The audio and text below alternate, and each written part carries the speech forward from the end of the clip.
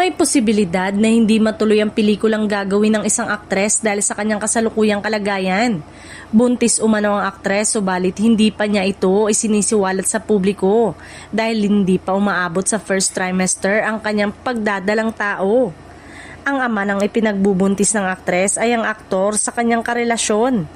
Dahil dito, mas lalong nagiging sensitibo ang usapin lalo na't parehong sikat at laging sinusubaybayan ng publiko ang kanilang personal na buhay. Kung nanaisin ng aktres, maaari pa rin naman niyang ituloy ang proyekto habang hindi pa halata ang kanyang sitwasyon.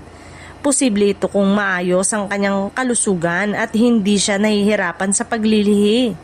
Subalit hindi rin maikakaila na may mga pagbubuntis na maselan sa unang yugto.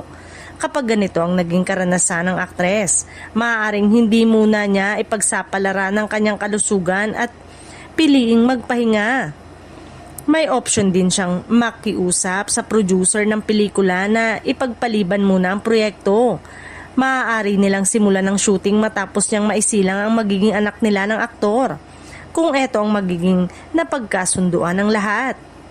Ano man ang mangyari, tila imposibleng hindi ito maging malaking balita sa mundo ng showbiz. Sa kasikatan ng aktres at ng kanyang karelasyon, siguradong pagpifiestahan ng mga mahilig sa chismis ang balitang ito kapag tuluyan na itong lumabas sa publiko. Say ng netizen, kung sakali ay hindi din naman ipapaalam sa publiko ngunit tiyak na hahanapin siya lalo na ng mga fans kung bigla nitong manahimik at hindi na magpakita.